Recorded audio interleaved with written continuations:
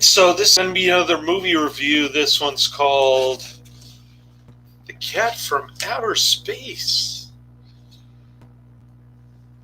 1978, rated G, Disney movie. Look at this flick.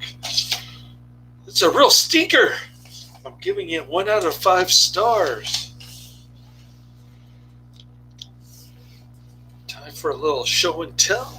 Nothing much going on there.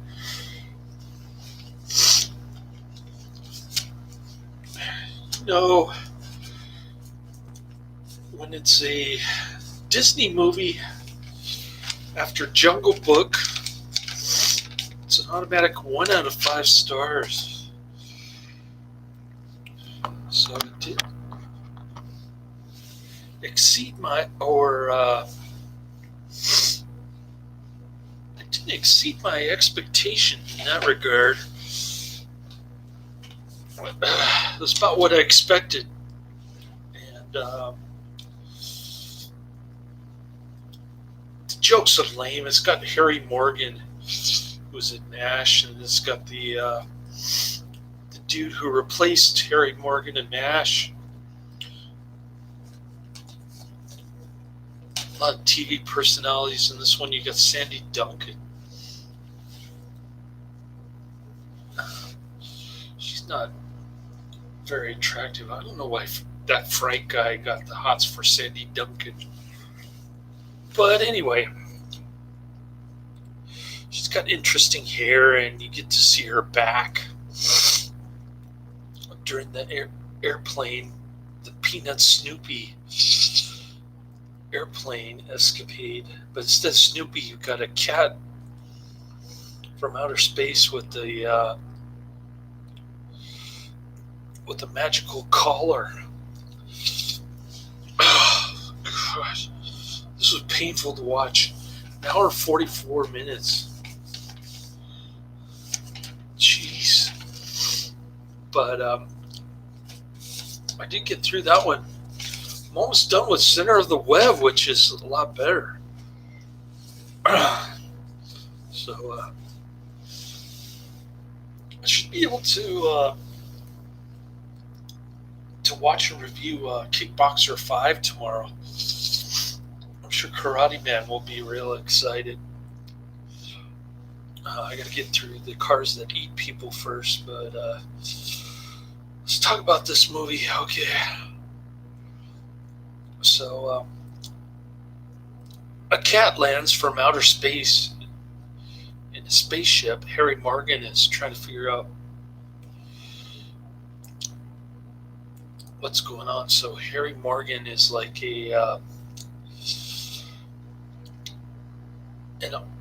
some kind of military dude.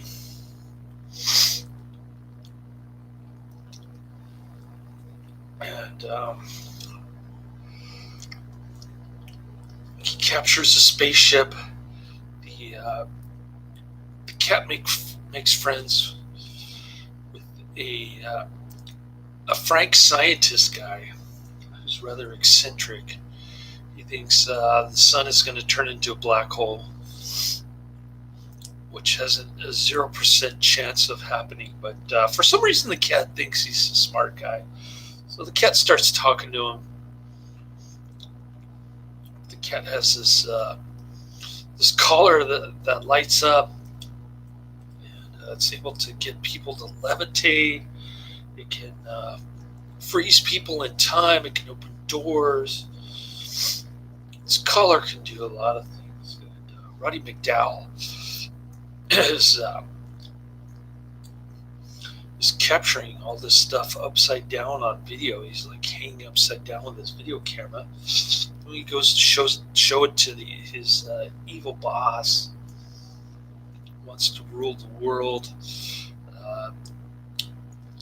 The footage is upside down. Sandy Duncan is another scientist. He's got the hots for Frank. Frank has got the hots for her, but he's busy dealing with the cat. The cat promising him to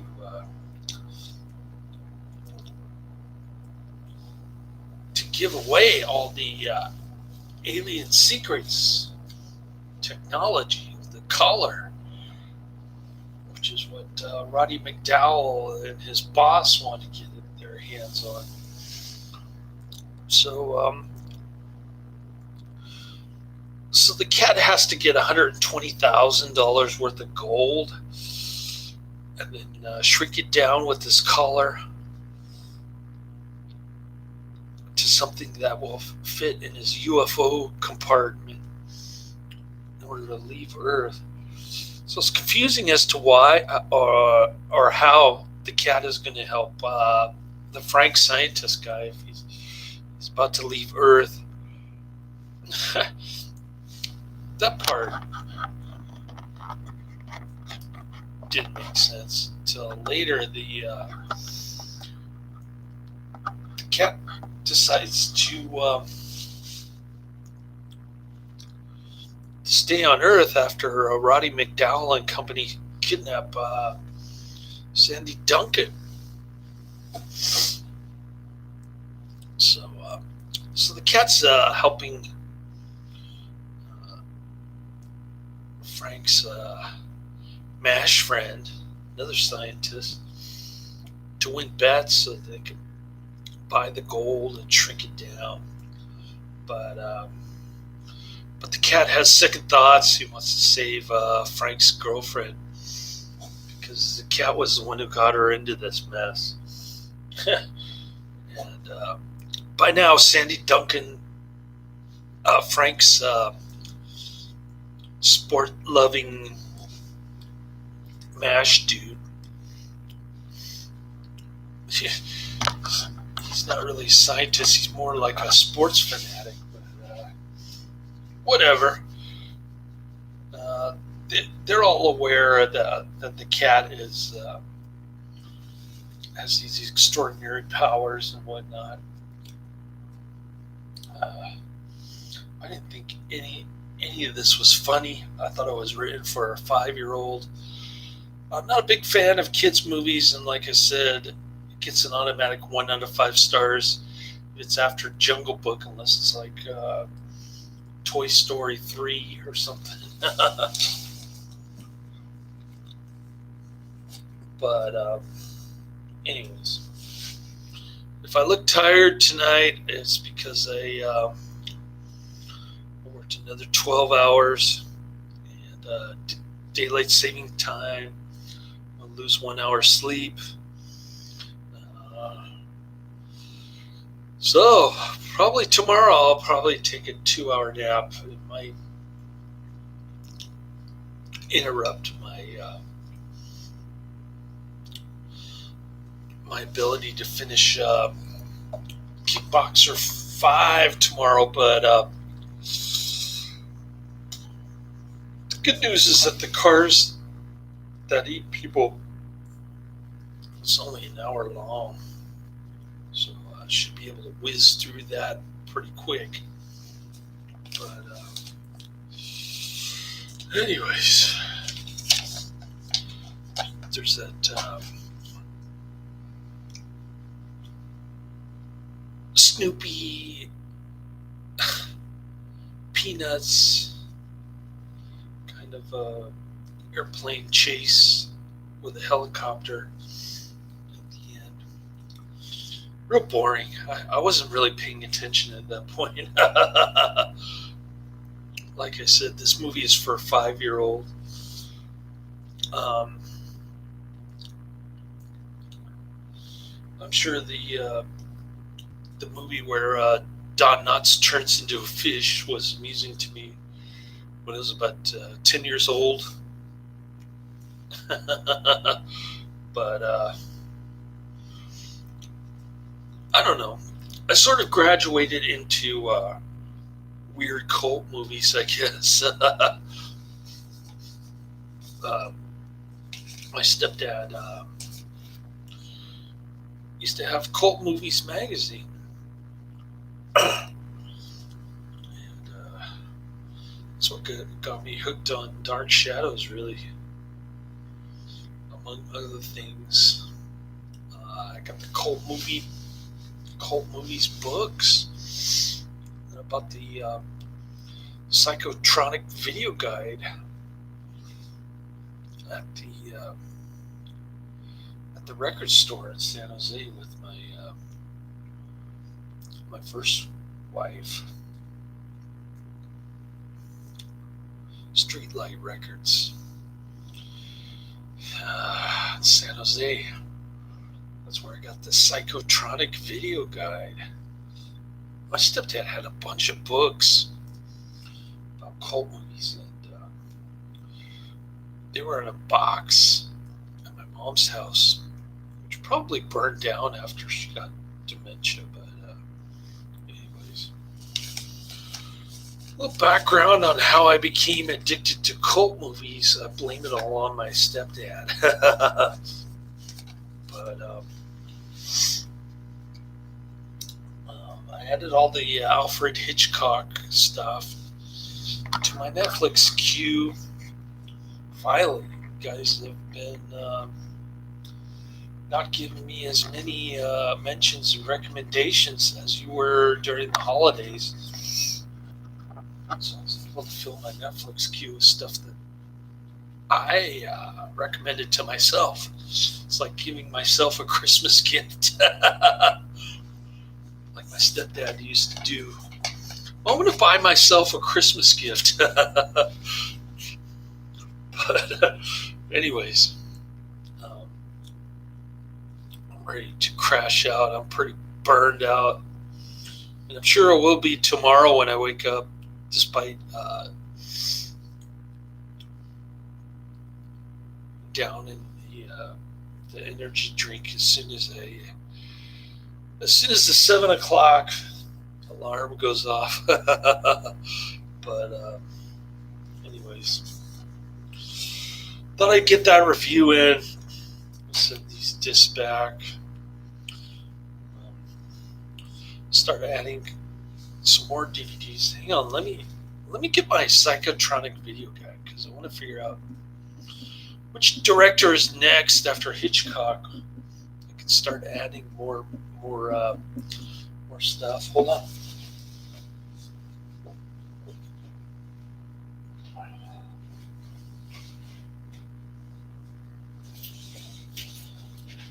Okay, here it is. All tattered and beaten up. How many years old is this thing? Like, it's old. It's old. And it's been abused a lot.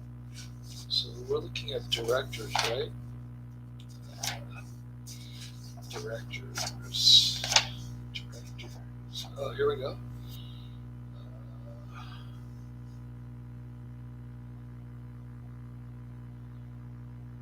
Next up is Fritz Lang. Okay. I'll start adding Fritz Lang stuff to my Netflix queue. Let's see.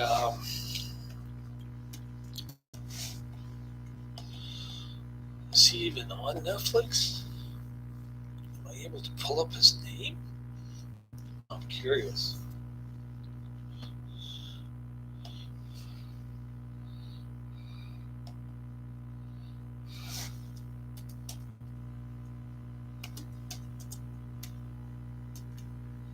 Yep, he's here. I found him. Cool. The Big Heat, I've already seen that.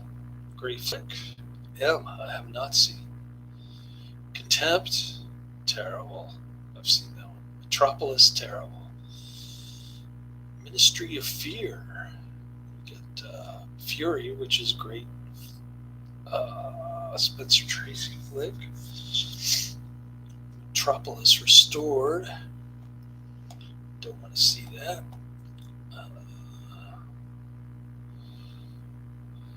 A Personal Journey with Martin Scorsese through American movies. Looks pretty bad. House by the River. Man, there's a lot of stuff on here. I want to see Testament of Dr. Mabuse. It's already in my Netflix queue. You get Dr. Mabuse the Gambler. I think this vaccine that everybody's talking about is like Dr. Mabuse, or maybe I'm thinking of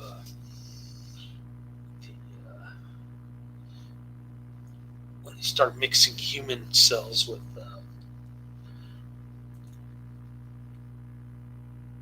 monkeys and stuff. I forget what they're doing. It's like de-evolution, Devo kind of stuff. But anyways, nobody's in my chat room. I'm just talking to myself, rambling. Fritz Lang. But there's a lot of stuff on Netflix. Fritz Lang stuff. Not as much as Hitchcock, but still. I'm sure there's some good stuff in here. Some film noir, some Dr. Mabuse. Cool. Edward G. Robinson.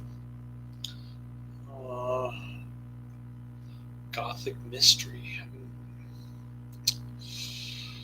Well, that's my next project. Getting Fritz Lang movies on my Netflix queue later.